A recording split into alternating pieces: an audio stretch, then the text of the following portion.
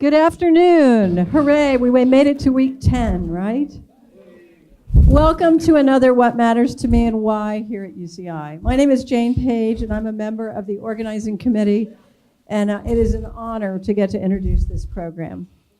First, some housekeeping announcements. The first thing is the talk is being filmed, so just entering the room, you've consented by being filmed, but if you don't want to be in any close-ups, you will need to move out of the first 3 rows. Please raise your hand for the microphone to be passed to you, and we're doing the question and answer, and we'll bring it to you. You were handed a questionnaire when you came in. Please make sure you fill that out and hand it in as you leave today. That's really helpful for us. And please make sure that we are here as guests. We make sure that we pick up our trash from lunch and get it into the trash cans. The program, how many of you have never been to a What Matters to Me and Why? Great. So a few of you are new. Welcome. We're really glad you're here.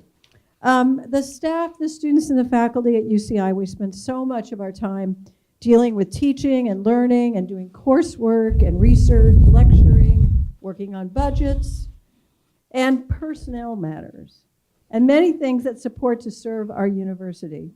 But What Matters to Me and Why is a program that is a unique chance to take about an hour each month to stop, take a bit of a break from our usual activities, and have the opportunity to hear from someone who shapes UCI through his or her daily activities and being the person they are in our midst. There's no prescribed topic. Speakers are simply asked the question, what matters to you and why? Authentically and frankly, it has taken us on many a journey. The series provides a forum for speakers to talk about values, beliefs, motivations, and perhaps share some stories that have shaped their personal experiences. The hope is that we're strengthening bonds between faculty, students, and staff who teach, learn, and work here, and celebrate both diversity of this community and the commonalities that bind us together. Today, I have the great pleasure to hear from Andrea Gutierrez, and I can't wait for you to hear from her too. She is the director of the very important research on campus, the Fresh Basic Needs Hub. Next month's speaker, just so you know, is Sergeant Eladio Acuna, I hope I pronounced that correctly, who will be speaking on Wednesday, April 10th. Please make sure you book that on your calendar. Andrea will be introduced by Kim Ayala, another member of the organizing committee. And now, we have a ritual that we do. I want you to just take a couple minutes and introduce yourself to some people that are sitting around you that maybe you don't know, and get to know them for just a moment. If you would do that, that would be really swell. Thank you.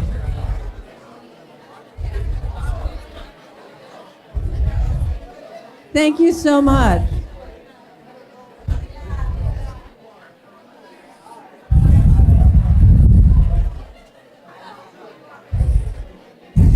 Thank you so much.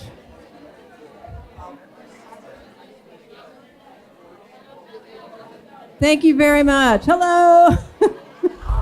Such a lively crowd, aren't we? They're really getting to know each other. Yeah. Wonderful. Thank you. That was really, really delightful to watch from up here. I'd now like to introduce Kim, who will introduce Andrea. Good afternoon. It's with great pleasure that I introduce to you Andrea Gutierrez. She grew up in Lima, Peru, and migrated to the United States at age 15. She's a proud first-generation, non-traditional UCI alumna and works on campus as the inaugural Basic Needs Director. Andrea opened Andrea opened the first food pantry at UCI in October 2015 and has worked with student and campus leadership to secure long-term funding for its operations and expansion into the center that is now known as the Fresh Basic Needs Hub. In her role, she manages the daily operations and programmatic activities of the center, which houses our campus food pantry and holistic resources and programs to ensure student basic necessities are met. She participates in campus-wide efforts to address student basic needs, insecurities, and advises student leaders. She also serves as co-chair for the campus and system-wide Basic Needs Committee, which is part of the University of California Global Food Initiative. She's passionate about food equity and access to higher education. Andrea was the recipient of the 2017 Dynamic Woman of UCI Award for Social Justice, and in 2018, Distinguished Leadership Award for the Latinx community at UCI. In the spring 2018, she gave a TED UCI talk titled Food for Thought, How Action Leads to Hope. Please welcome Andrea.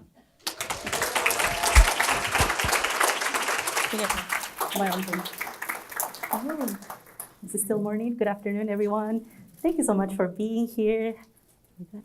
Just leave it there. Sorry. That's okay. Definitely an honor to be up here to a full room during week 10, right? Thanks to our students who are present. You should probably be studying, but that's all right. Thanks to my team who's also here to support. To those of you who already know me, thank you for taking time and wanting to hear more about me. I'm sure you already know some things. To those of you that I haven't met yet, I hope that our paths will cross again. And then, we'll at least wave to each other when we see each other around Ring Road. So this series is super particular to me because I've been following it for quite some time. It actually started in the year of 2012, and that's the year I first arrived to UCI as a student, right? As Kim mentioned, a non-traditional student. I was 25 at the time I transferred into UCI. An undocumented student at the time, and the first wave of undocumented students that were able to access higher ed through the California Dream Act here in our state. An immigrant woman, right? A woman of color. And the first time really I left home, right? And I left kind of that family safety. A few years ago, so I needed to tell you this. So a few years ago, as I had started working on campus, one of my dear colleagues was giving one of these talks the day after the presidential election, actually, and herself also being an immigrant woman, right? And we had been crying and sitting with undocumented students for a couple hours that morning because, for many of us, that was a very difficult morning to wake up to.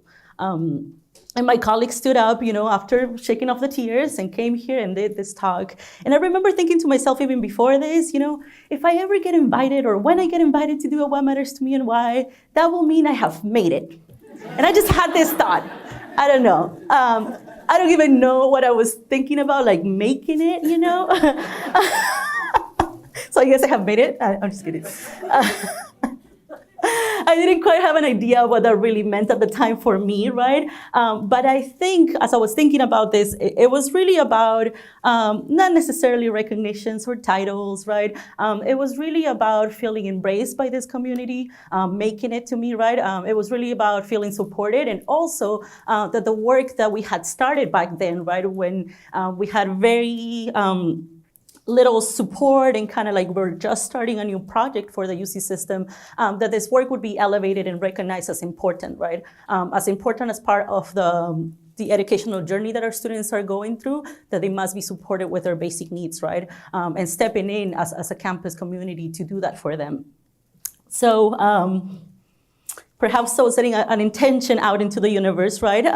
Wanting to be up here, but I didn't think it was gonna come so soon. 2 days before this talk was announced, right, a few weeks ago, I had just accepted the director position for the Campus Fresh Basic Needs Hub. The center that I have built and grown along with my student leaders, along with campus leadership, right? And really evolved it from a tiny little pantry closet that we had into a full-fledged center to be able to support students, to be able to let them know that they are seen, right? Despite their financial challenges, to let them know that they deserve food, right? Just like everyone else, that they deserve those basic needs being met for them. Making it for me has not only meant, right, achieving my professional aspirations, but really living a life that was only in my wildest dreams and in my imagination not long ago.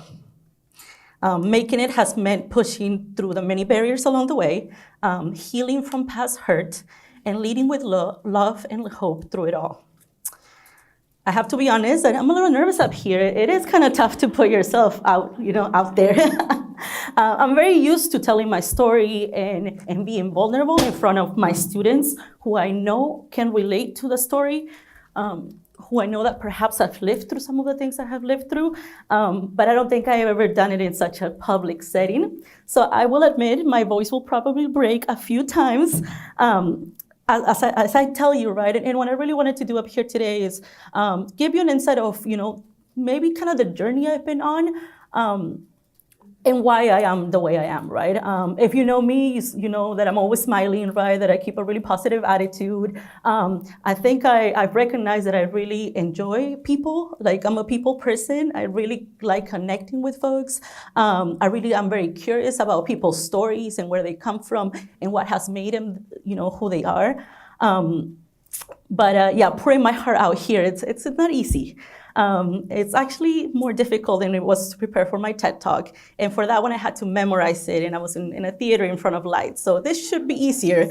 But I think I did a better job over there. Just kidding. When I open up, right, and I get emotional,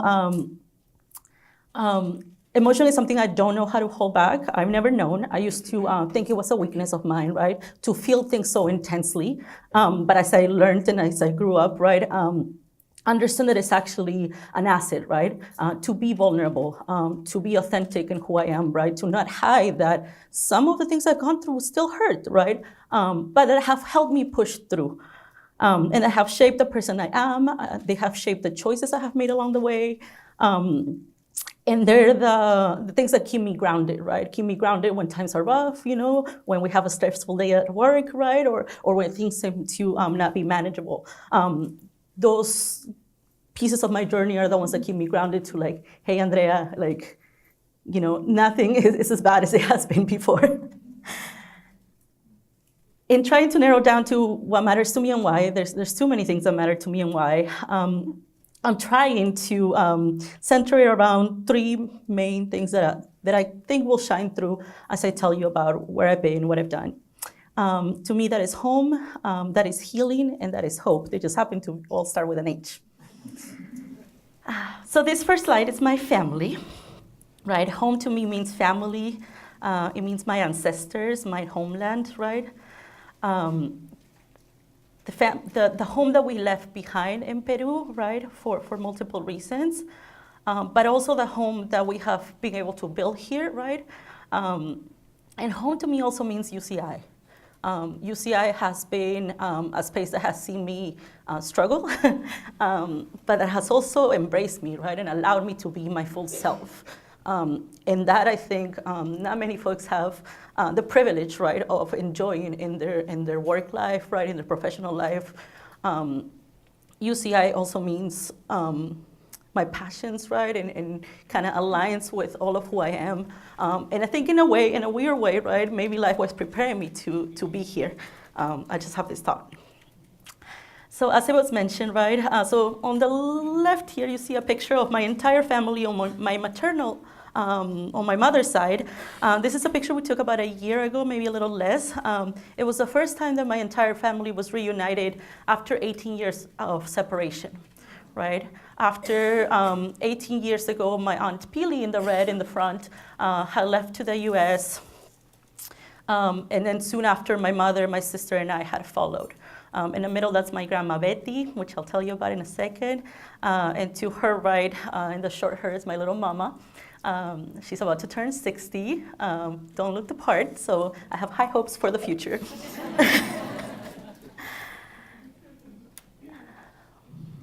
Lima, Peru it's my homeland, and it's the land that I love and I appreciate. It's the land of my indigenous ancestors, right? A land of ancestral knowledge and wisdom of great civilizations such as the Inca civilization, right? But it's also a complex place for me, right? It's a place of current, very conservative policies at times and politics, in a society that lives with many remnants of colonization that they haven't been able to shake out yet. So going home sometimes for me now that I can be complex, right? Because I don't quite feel like it's home anymore. I feel like it was home at one point and it got me here. But I always feel conflicted being there. While I love, right, the smells and the sights and all the memories, right, it is also a place of internal conflict for me. A home that no longer felt like home when I was finally able to return for the first time in my late 20s. I grew up in a working class family in the city of Callao. Callao is the port city next to the capital, Lima. Callao is known for its naval base, its commerce, right? Its love for salsa, and there's a particular story why salsa is so important to this region, right? Being one of the major port cities of Latin America, Callao was the point of entry for enslaved Afro-Caribbeans into the Americas, specifically into Peru, in times of colonialism.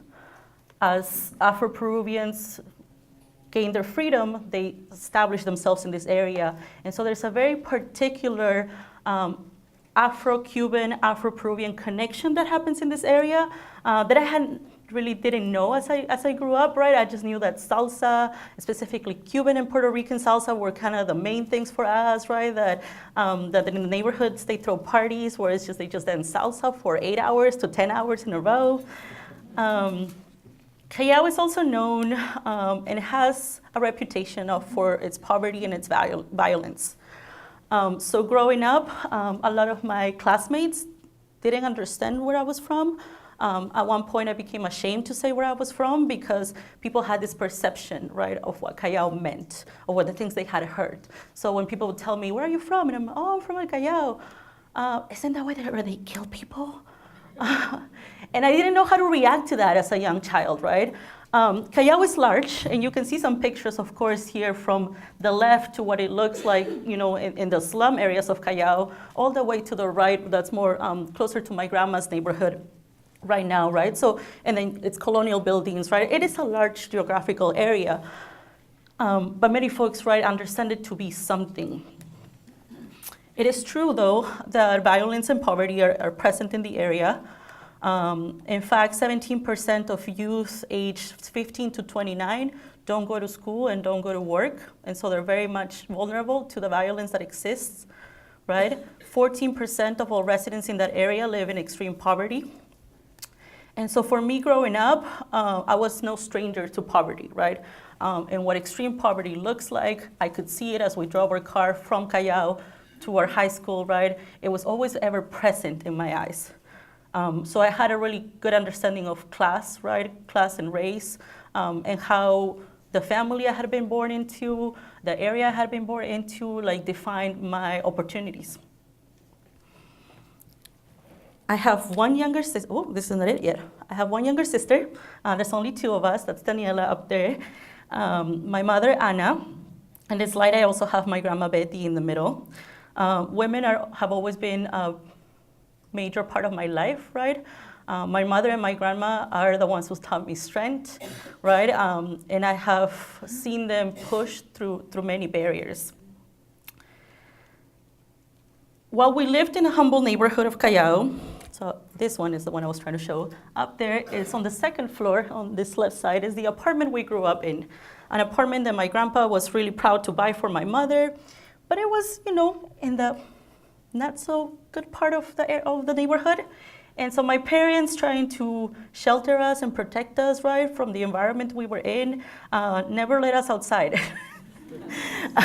In front of that apartment here on the left, you see there's a little park. So I have plenty of memories and recollections of just looking out that second floor window into the park, right, and wondering what was out there because they never let me understand what it was. They were trying to look out for our safety, of course. So if my sister and I wanted to play out in the park, we had to wait until the weekend until we went to my grandma's neighborhood, which was a little bit more safer, so that we could actually go out and have friends in the neighborhood. My maternal grandfather, Angel, he grew up in extreme poverty, but he was very smart and very studious. Because of that, he landed a scholarship to go into med school with a full ride. He was top of his class, and I think it was very evident that he had a gift for healing. Quickly, as he exited med school, he started kind of just doing home visits, right? And very quickly developed like a large clientele. He was very sought out.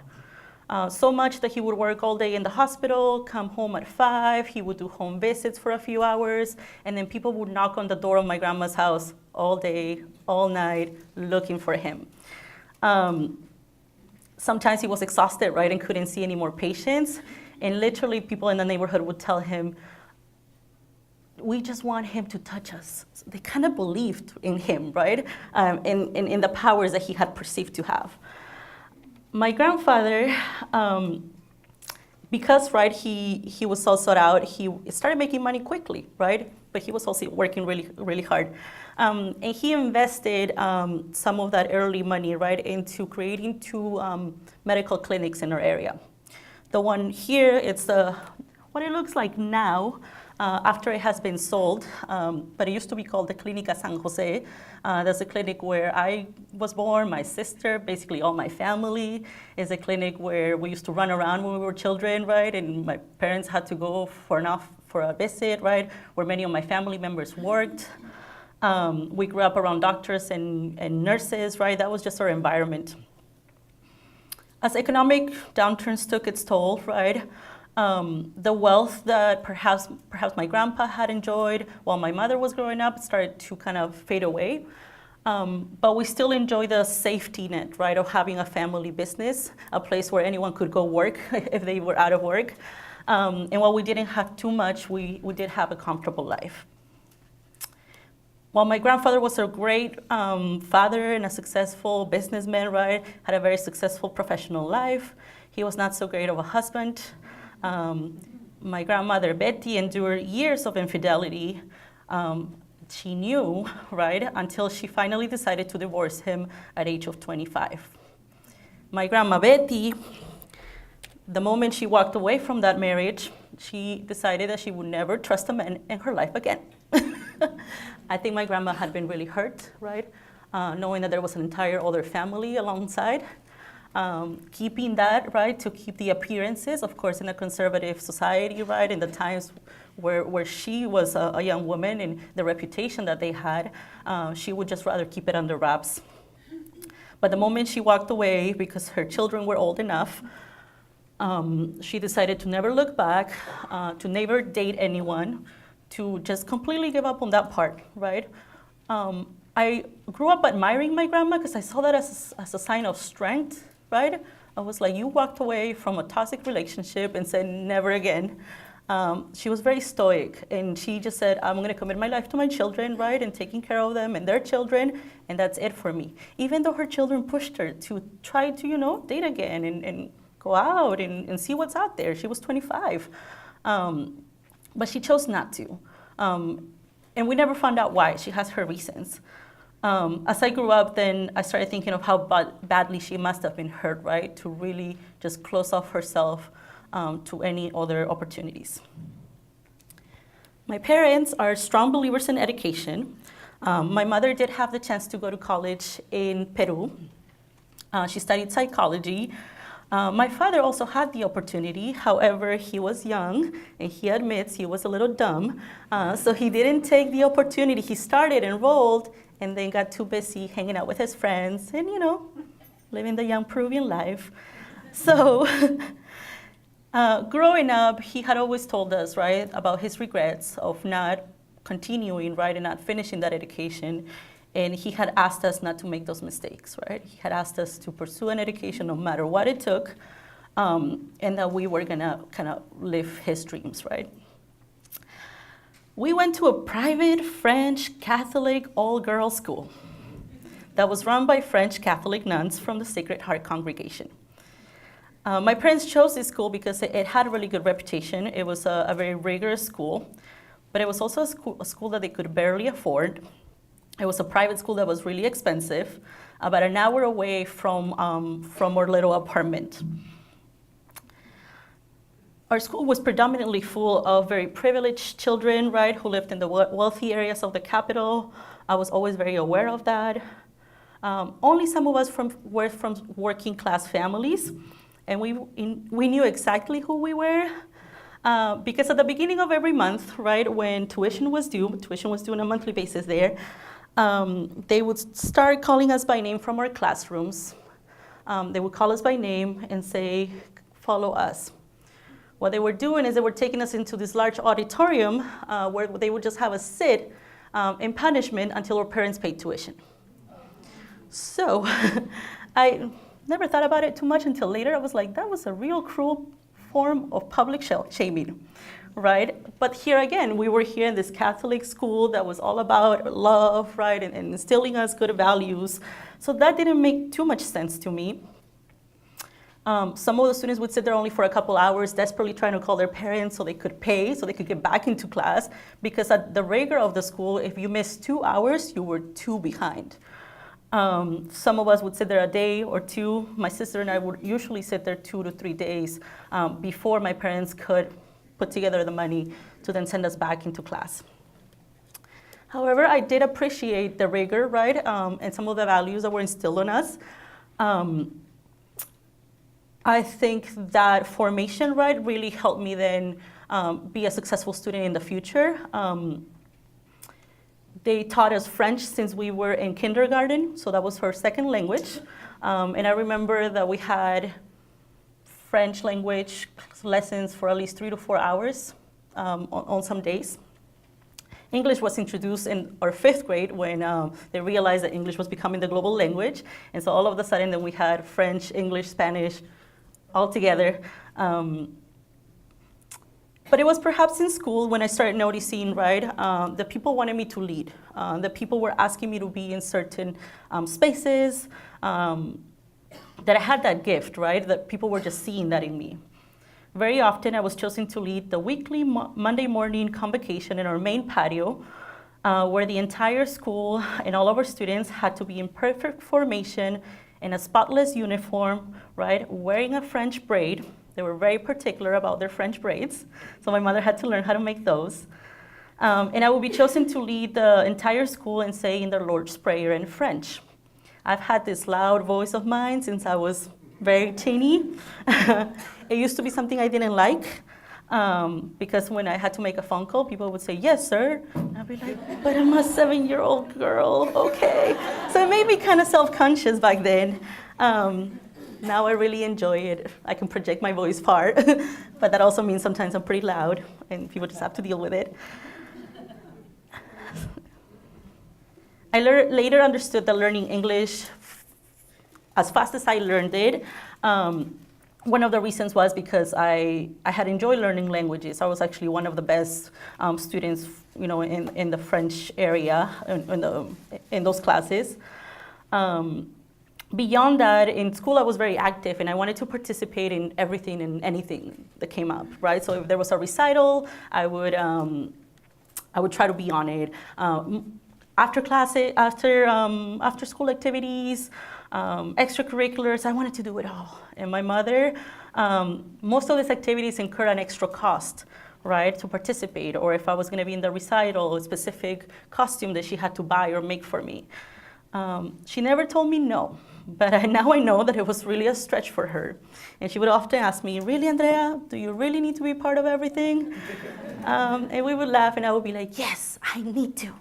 So I think ever since I was young, I was pretty ambitious in a way that I just wanted to be involved and I was curious about multiple things. I was very loved by my classmates, even though it was very known, right, that we came from different worlds, right? That was very evident when they would invite me into their birthday parties, right? And I would go into their homes. And it was like, oh, wow, you all live a different reality than I do. And they knew that. But they loved me and they cared for me. They would always choose me for things. And so I think it was early on also that I knew, right, that I had this people skill, that people just liked me. And I'm like, how beautiful is that? And it's something that I've really embraced and that I really appreciate. But growing up in Peru in the late 80s and the 90s also meant living through a time of political and economic instability, internal conflict, and hyperinflation. There was a specific rural insurgent movement who had turned very violent, known as the Shining Path. And they would cause terror and fear by bombing the electrical towers across the city, leaving us to experience many nights of total blackout. Around this time, my mother had put her career on hold to be a full-time mom, and my father wasn't present because he was working in sales, traveling across Peru. At this time, I was probably from the time I was 4 to the time I was 6, that these constant blackouts would happen. We just knew we needed to have candles at home. It would happen almost every other night. And my strong and resilient mother would try to protect us from the fear and the confusion of these times by making these blackout nights into fun storytelling nights. So she would read stories to us until her eyes would get tired from reading, by candlelight. And so once she would get tired, then she would switch into making up stories until we fell asleep. Interestingly, then 2 days, 3 days later, when we were back in that same, we were like, "Mom, tell us that story you told us the other day." And she was like, "I have no idea what I told you." Like, "Remember, you were talking about this and this?" She was like, "Oh, yeah, sure." And she would pick it up and start making it up again. So I think my mother was very smart in trying to protect us, right? Because those were times of fear. Those were times where we knew there was a lot of political unrest happening, right? Perhaps as children, we're not as conscious of that, but I think we were feeling it. It wasn't until recently, when I was writing this part of the talk, that I made an interesting connection. That basically after this political unrest, right, and the blackouts had seeded, that I became a very fearful child. And I had never been like that. It was almost like my personality changed a little bit. I was scared of pets, of any type of animals. I was scared of loud noises. I was even scared of fast carnival games by the time I was 8. I remember when we were 9, we had an opportunity to visit Orlando, Florida, and go to Disney World, and all I could handle was teacups. Space Mountain was too intense for me, and I couldn't do it. And it was almost like I would panic. Like I would start getting very nervous and sweaty and teary-eyed, and I didn't know what would overcome me. My sister didn't like the fact that I couldn't handle any animals or pets because she wanted to be a veterinarian back then, and she really wanted a puppy at home. But because of me, we could never have one. Well, I was a fearful preteen, right? I was also very resourceful and craved independence from very early on. I knew I wanted certain things for myself. I wanted to buy like the latest CD from my favorite artist, right? Or I wanted to buy a cute shirt I had seen. And I knew that my mother necessarily, right, didn't have more to give. And so I started becoming a young entrepreneur. I would hustle my family and I would tell them, "I can bake you a cake and bring it to you this weekend. How much can you give me?" I would then call them, right, and bug them through the week and take their orders, and I would tell them, "I'm making this week, how many do you want?" And my family would support me, and buy the cakes and whatever I was making. If I learned how to make candles at school, I would then buy the materials with the profit I had from the desserts and the cakes, and then I would start making candles and sell the candles. I would learn how to make arts and crafts, and then I would tell my aunts, right, my tias, "Oh, your kid's baptism is coming up. Do you want me to make the invitations? I can make them by hand. You just need to give me a fee. I'll charge a fee." So I constantly sought out new ways to make a profit.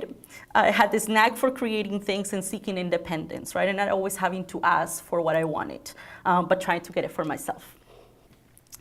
When I was in high school, my parents started having conversations about our future. My father had been laid off from the company he had dedicated most of his young years to replace him with someone who was younger, who they can pay less to. And this was a practice that was really going on all across Lima and Peru at that time due to some neoliberal policies coming into the country. So it was happening all around us. My father couldn't keep a job for long, or couldn't find really a job that would allow him to help with the current bills, right, and mainly this big fee for tuition that we had. So he decided to come to the US, right, to look for work, expecting that we would follow him eventually. A few years passed, and my mother was faced with this major decision, right? Do we leave everything behind and go be a family, or do we just divorce and kind of go our own separate ways? Every time my mother would bring it up to us that, "Hey, I think this is the year when we go," as she was deciding, right, that we would leave Peru, my sister and I would just like break down into tears. And we couldn't stop crying for hours, right? Around this time, we were already 13 and 11, so we were more conscious, right, of what it would mean to start a life all over again, especially when we didn't have a lack, right? We had what we needed, didn't have too much, but had enough. And we knew what it would mean to come and start all over again in a place that was foreign, where we didn't have much family, right? Where we didn't have any safety net. But around this time, right, as I was in my 4th year in high school, over there we do 5 years, my mother was also getting worried about how was she gonna pay for her college education, right? Most of the really good schools out there are private universities. And so she started considering, if I stay behind, if we don't follow your dad, I might not be able to put you through college. At the same time, we had some safety concerns. My mother had gone back to work, right, and she had a really good job, and for that reason, her work was providing a nice car, you know, and a cell phone. My mother was a pharmacy rep, so she would carry medicine right around and visit doctors. And so she was often the target of robberies. And when I was about 9 years old or 10, this one hurts. She had also been kidnapped. Right? My mother was taken away for about 8 hours. My sister and I didn't know. It was not only until the next morning when we found out that she had been taken by some men who had taken all of her belongings, taken her from ATM to ATM, and luckily decided not to hurt her and left her abandoned in an open lot far away from the city. We were lucky she survived, right? Because at the time, delinquency had risen up in Lima, and many folks were not surviving these kidnappings. But that had instilled some fear in us too, right? Even as we were older, we had been present at times of robberies. I had a gun pointed to my face at one point as they were trying to take my mother's car away. So it was happening way too often, and it was becoming a safety concern for us. And so we needed to leave, right? We cried for months still because we didn't want to leave despite all of that. But at age of 15, we arrived to the LA area. My dad was already here and had already kind of set some foundation down, right? He had picked the high school we were going to go to. My mother had a really hard time adjusting to life here, mainly because she didn't understand what life as an undocumented person was going to mean, right? My mother thought, wishfully thinking, you know, within a couple of years, if I learn the language, I can get a job. My mother, who had, you know, a career and a whole professional path, I think was the one who suffered the most. And within the first year, she sat my sister down and I and said, I don't like it here. I want to go back. But she said, but this time, I'm giving you the choice. If you want to leave, we go back tomorrow. But if you want to stay, I will suck it up and I will stay for you. Now that I think about it, that was a big decision to ask a 14 and a 16-year-old to make, right? But it was within our first year, and my sister and I were still, you know, in that process of like trying to figure out what this was. We were too early. It was too early to think about college yet, and we were learning the language really quickly. We were making friends. We really liked the idea that we were going to be able to start working at 16. That, you know, that the young people enjoy more independence here. And so we kind of had fallen into that idea, and it was still too soon, I think, for us to really realize that we wanted to go back. So we said, no, like we're enjoying, you know, living with my dad again. We're going to try to be a family again. So no, let's stay, Mom. It will get better. But life didn't really get easier, right? My parents divorced 3 years after our arrival. And as I graduated in high school in the top of my class, I realized that I didn't have many options for college. In 2005, California looked very differently for undocumented young people, right? California Dream Act was not yet a law, not until 2013. And while I qualified for AB 540, which meant in-state tuition, even with paying in-state tuition, we couldn't afford a 4-year university. So I went and enrolled in my local community college, and I said, you know, this is a path. We go here, then we transfer. Once I got to community college, though, I felt very lost. I don't think I was ready for the change of pace.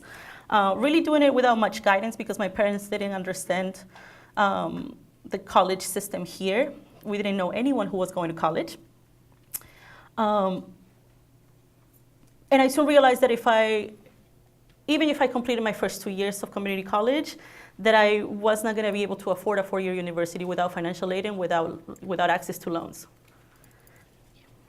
So at 18, instead of being excited about the future, I was lost in what seemed an unachievable dream of getting a college degree in the US, pursuing a career, right, pursuing success and a life here. I became very angry and fearful and confused, resentful to my parents, even considered moving back to Peru on my own. Definitely not the things an 18-year-old should, right, as they think about their life ahead of them, that they should be thinking about. The pain and frustration that I experienced turned into depression, and I engaged in unhealthy behaviors, unhealthy relationships, lost motivation to continue. But I also knew that there was not going back, that I would have to make this work somehow, right? And I think I held to that immigrant hope, right, that many of us come with, and we're like, it will get better eventually, right? So I kept going to school. I figured even if I don't ever get to transfer, at least I'll be an educated young woman, right? At least I'll know better. And I was also scared of like giving up. But that basically meant that I stayed in the community college for 7 years, taking classes here, taking classes there, without really like going anywhere, just being there, right? Because I enjoyed that environment. Waiting for things to change, right? I took advantage of several service learning curriculum that our community college offered, which allowed me to pursue volunteering and internship opportunities, right, in local nonprofits. And that's how I started like building skills along the way. I was also working part-time as a waitress. And even though we don't really always appreciate, right, the work that our restaurant industry workers do, I think the restaurant business really shaped me to be able to handle multiple things at once, to be able to always be quick on my feet, right, ready to adapt, ready to interact with multiple folks with multiple needs, right? And I think it really trained me and helped me do the work that I do now, right? Always thinking ahead, thinking about anticipating needs for people, right? Being observant. I know my time is running out. I transferred in here in 2012, and I was really excited. Finally, it was my time. I also thought I had a path to legal permanent residence through my family. So I said, things are gonna align. I'm gonna get financial aid. It's time to transfer, let's go. So I applied, got into UCI, took a tour. The first time I stepped in here, I was like, this feels right, this is it. Go back home that summer, right, to just figure it out, and realize that California Dream Act, even though it was passed in 2012, it was not gonna come into effect until January 2013. So that meant if I transfer in the fall of 2012, I needed to figure out how to fund my whole first quarter out of pocket without access to loans, right? We couldn't do it. So once again, it was like, I'm almost here, and now I can't do this. It was the same summer where my family in Peru decides to sell the clinic, right? The family clinic. And it just so happened that within a couple of weeks, my mother comes to me and says, they're gonna sell it. I know I'm gonna get some money. I don't know how much it's gonna be, but whatever it is, you're getting your money for tuition and you're going. You've waited long enough. I arrived here in fall 2012. For the first time, I was gonna be able to be a full-time student and not have to worry about bills and working 30 hours a week just to pay for books. I was really excited of this newfound privilege I was gonna have for the first time ever.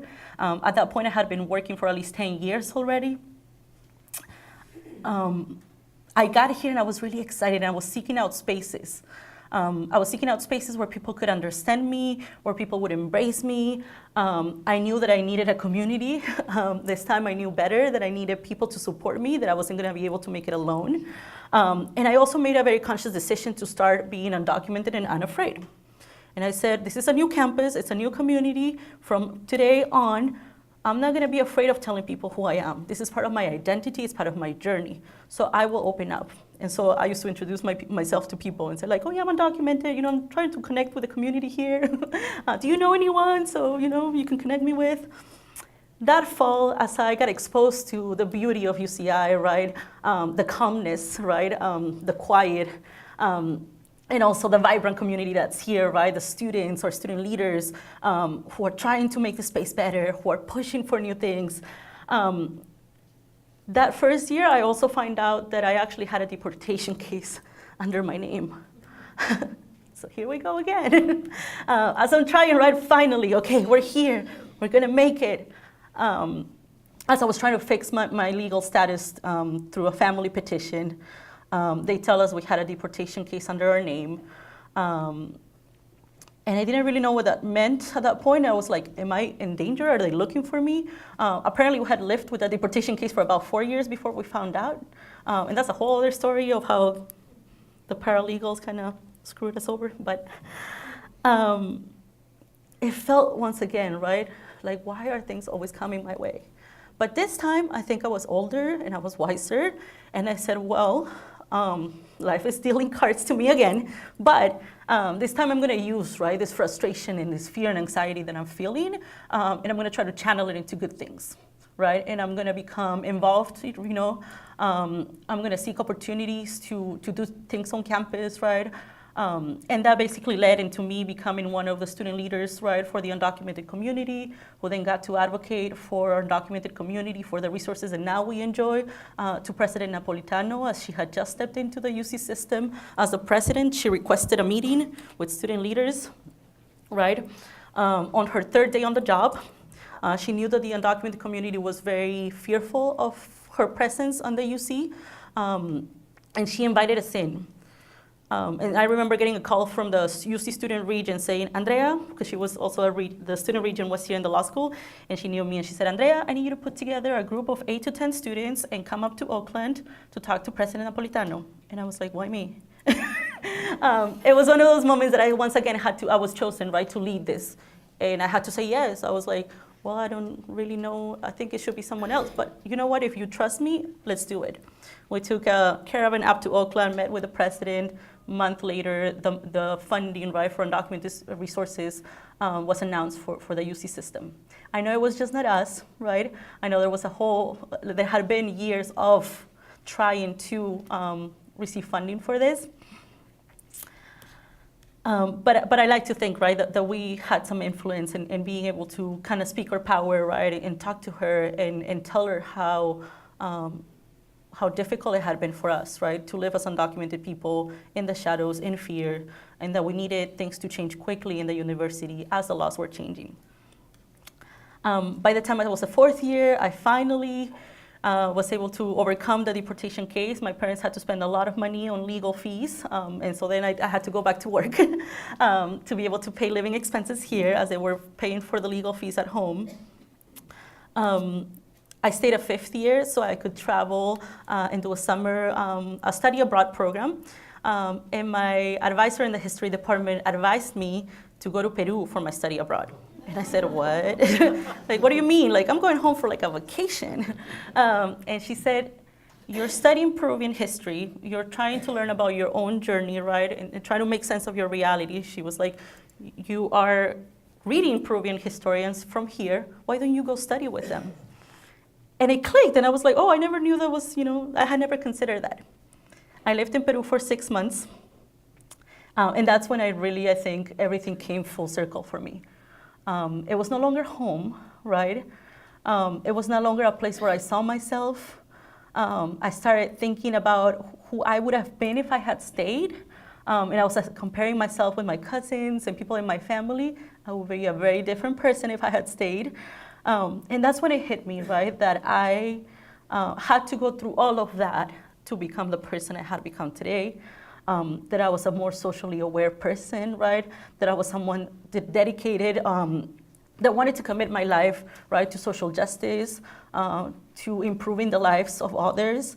And it has been definitely the greatest pleasures of life. I mean, I think for me to step into this role, I think by chance. Sometimes I have this thought that maybe this role was made for me.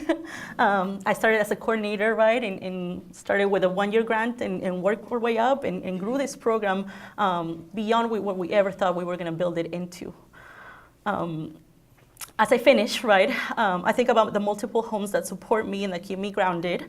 The internal healing work I had to do to let go of my past pains, my fears, my mistakes, and the hope that I had with me all along, the hope that I lost and reclaimed, and the hope that keeps guiding me to commit myself to making UCI a home for more students, a more equitable and inclusive space for students from all walks of life, a place where students can feel supported no matter what they may be facing.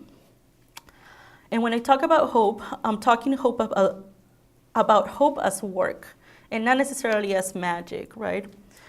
Hope as magic doesn't really mean anything, but hope as work is the work that we commit to doing for a better future.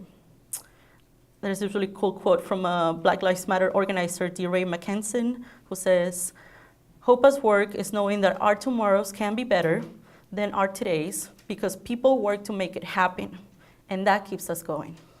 Thank you so much.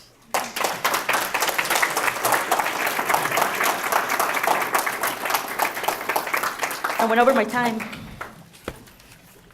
Does anyone have any questions? We might be able to take one question. Anybody have a question to ask? One question? Okay, there we go. Hi, Andrea. If you could better UCI right now with all the work that you've done, what do you think you would better? Ooh, that's a big question.